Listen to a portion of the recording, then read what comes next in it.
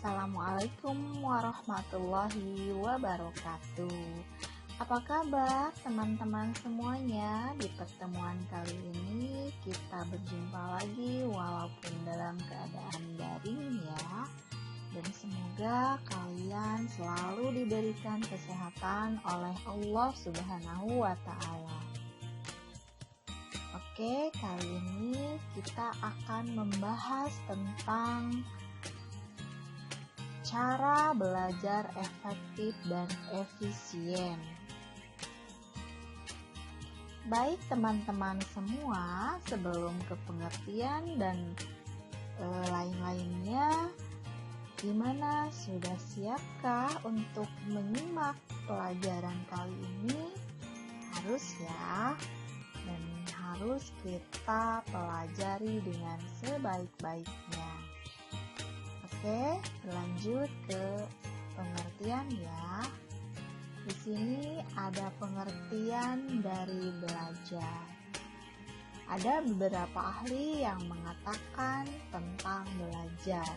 Silahkan kalian baca, ada 4 pengertian dari belajar.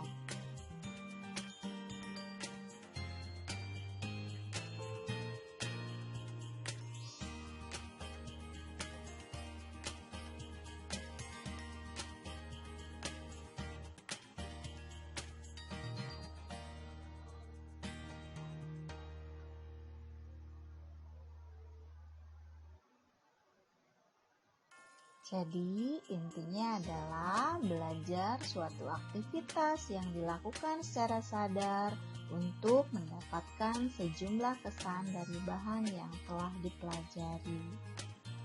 Oke, ingat ya, di situ ada 3 ahli yang mengatakan tentang belajar.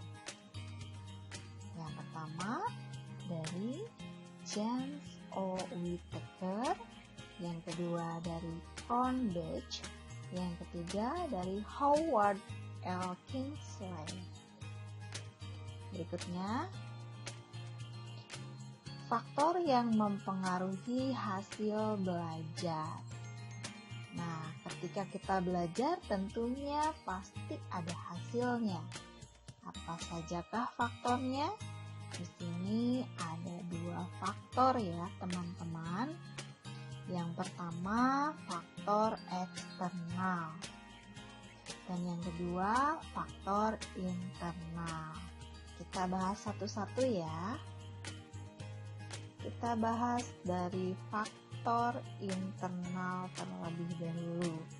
Di mana faktor ini faktor yang sudah ada pada diri pribadi kita.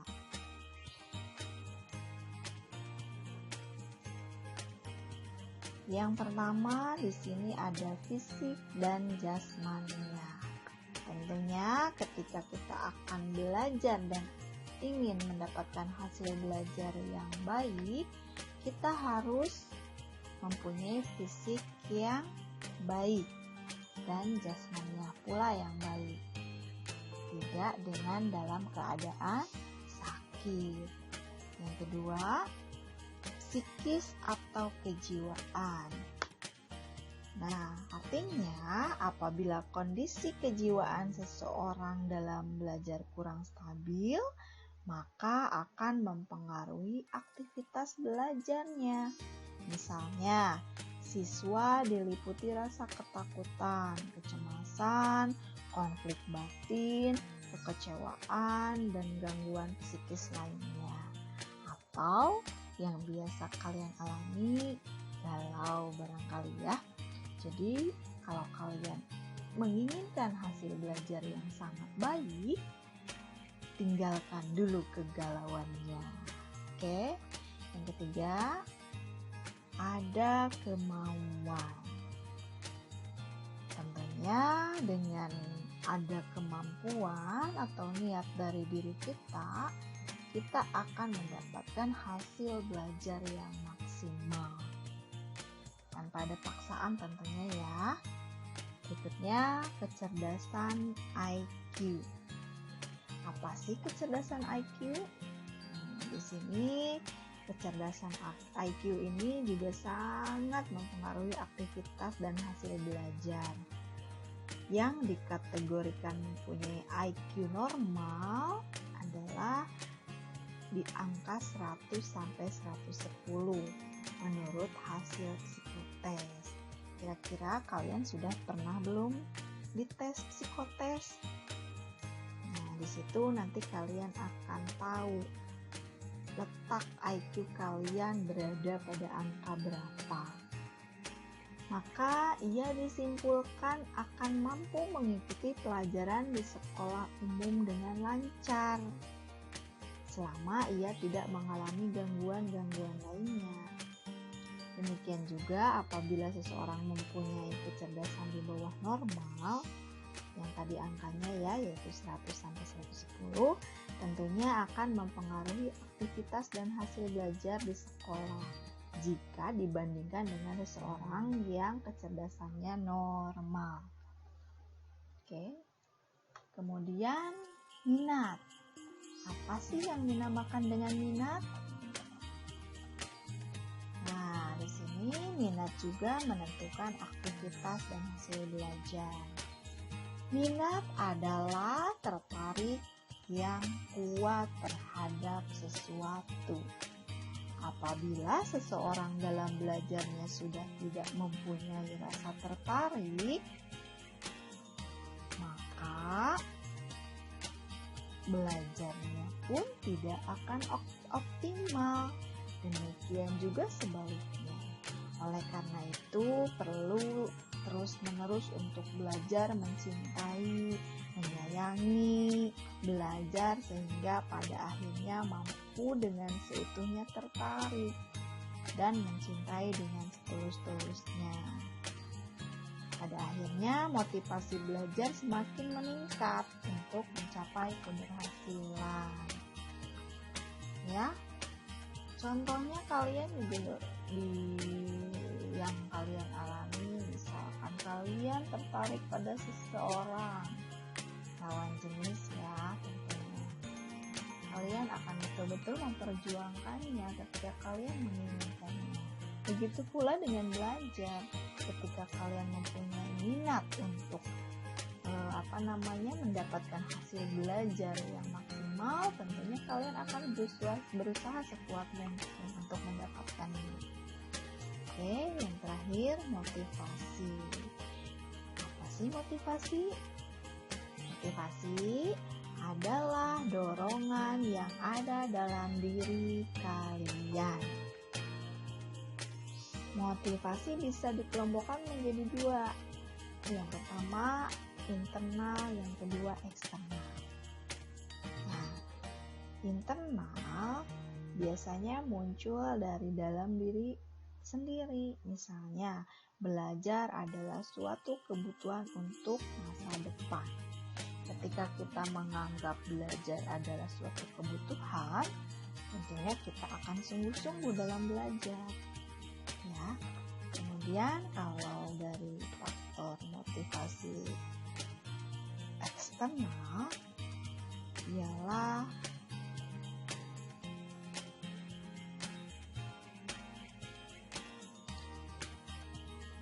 karena adanya faktor dari luar, misalnya ada dukungan dari orang tua, guru, lembaga, dan lain sebagainya, dan teman-teman juga ya tentunya.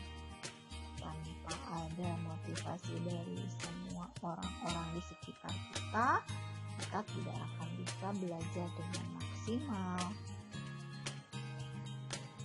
Itu kondisi internal.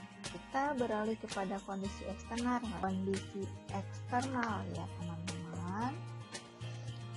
Ya, apa sajakah kondisi eksternal tersebut? Yang pertama, sarana dan prasarana. Di sini contohnya adalah penunjangnya buku-buku paket, buku catatan, ruang laboratorium, komputer, laptop, kemudian internet dan sejenisnya. Itu dari sarana dan prasarana. Kemudian ada juga dari lingkungan sekitar. Nah, di lingkungan sekitar di mana tinggal dan lingkungan bermain, kita akan sangat mempengaruhi aktivitas hasil belajar. Apabila lingkungan sekitar sangat mendukung, maka keberhasilan belajar dapat tercapai. Ada 3 hal yang mendukung terhadap cara belajar efektif. Nih, di antaranya yang pertama, belajar mandiri, yaitu sebuah konsep pembelajaran atas inisiatif sendiri. Bukan belajar sendiri ya, kedua hal itu sangat berbeda artinya. Yang benar adalah belajar atas inisiatif diri sendiri, karena dengan begitu diri kita akan merasa teringat akan hal yang kita pelajari karena kita tertarik pada hal tersebut. Itu ya. Yang kedua, media belajar. Apa sih media belajar? Sebuah sarana yang akan membantu kita dalam belajar. Misalkan ya tadi ya, buku-buku pelajaran, film, kemudian video pembelajaran, dan sebagainya.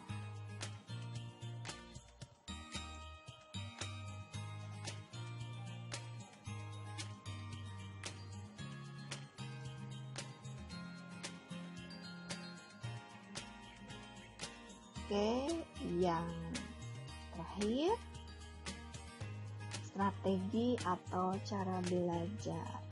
Nah, belajar pula ketika kita ingin mendapatkan hasil yang terbaik, tentunya ada strateginya loh. Di sini strategi belajar efektif sangat penting untuk mencapai prestasi belajar. Berikut adalah beberapa strategi dalam belajar supaya efektif dan efisien. Nah, di sini ada strateginya. Silakan kalian simak sebaik-baiknya dan tolong diingat supaya kalian mendapatkan hasil belajar yang optimal. Oke, mohon maaf di sini angkanya 1 semua ya. Ada kesalahan ketik. Itu ada 3 ya. Oke, berikutnya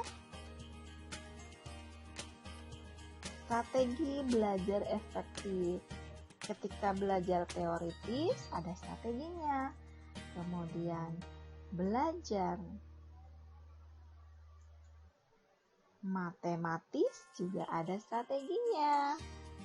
Yang terakhir, belajar praktek juga ada strateginya. Itu berbeda-beda ya strateginya. Tolong diingat.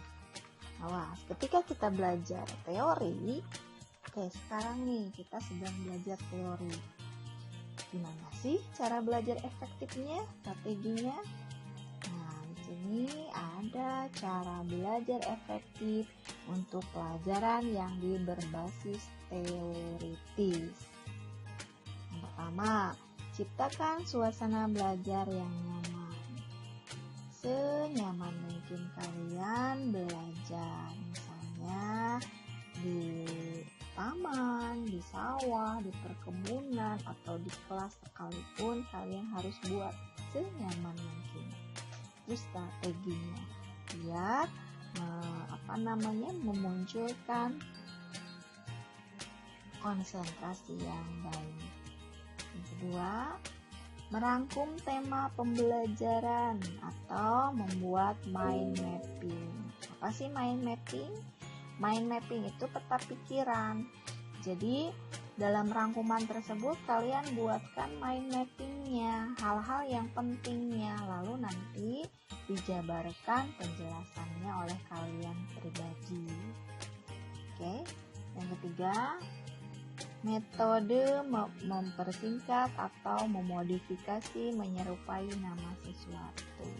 Maksudnya di sini untuk mempermudah hafalan. Kalian bisa gunakan singkatan nama-nama yang hampir mirip untuk mengingat tema.